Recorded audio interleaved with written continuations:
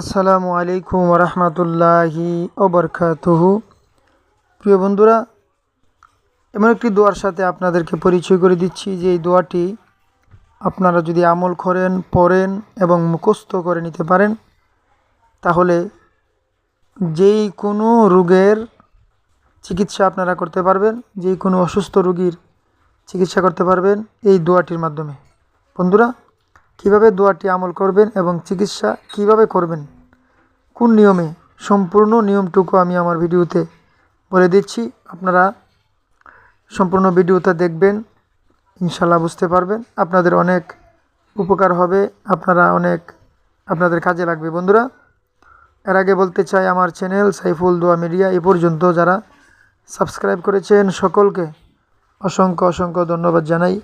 আর যারা এখনও সাবস্ক্রাইব করেননি, আমার চ্যানেলটি সাবস্ক্রাইব করে পাশে থাকা বেল আইকনটি বাজিয়ে দিবেন। বন্ধুরা, আপনাদের বন্ধুদের কাছে শেয়ারের মাধ্যমে পৌঁছায় দিবেন, যাতে করে তারা সেই আমলটি পেয়ে যায় এবং সেই দোয়াটি তারাও পেয়ে যায়, তারা উপকৃত হইতে পারে। বন্ধুরা, এখন আসুন কোন দোয়াটি কিভাবে পড়তে হবে, এমন কি দোয়া যে দোয়া পড়লে অবশ্যই বিভিন্ন রোগের শেফা হিসাবে কবুল হয়ে যাবে, আপনারা চিকিৎসা করতে পারবেন।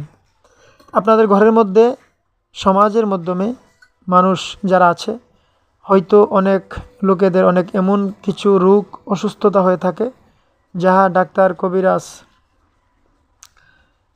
সুস্থ করতে পারে নাই, বিভিন্ন চিকিৎসার মাধ্যমেও তারা সুস্থ হয় নাই।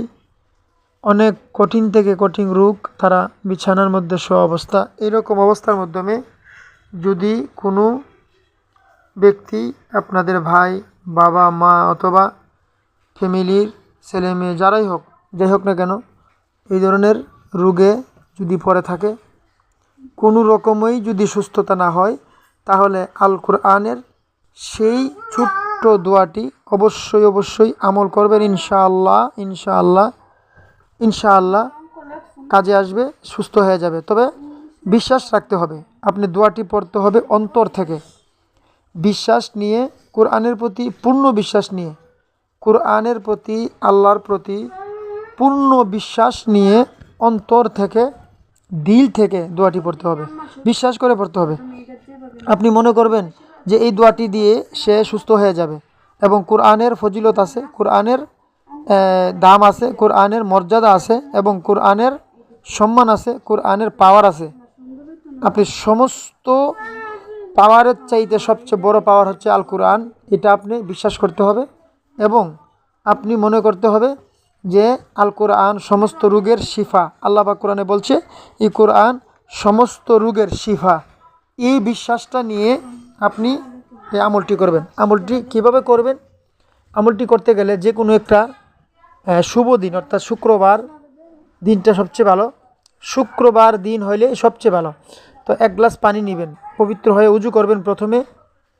যেখানের মাধ্যমে, যেই জায়গাতে রুগীর পাশে বসে আপনি 1 গ্লাস উজু করে পবিত্র হয়ে 1 গ্লাস পানি নেবেন। 1 গ্লাস পানি নিয়ে 1100 বার এই দোয়াটি পড়বেন। 1100 বার দোয়াটি পড়ে পানিতে 7টা ফু দিবেন। 7টা ফু দিয়ে এই পানিটা ওই রোগগ্রস্ত ব্যক্তিকে খাওয়াই দিবেন। দোয়াটি কি? ইয়া মাজিদু ইয়া মাজিদু ইয়া মাজিদু। আমি আমার ভিডিওতে দিয়ে দিব ইনশাল্লাহ। ইয়া মাজিদু আমি আমার ভিডিওতে দিয়ে দিব নাম, হরফগুলি।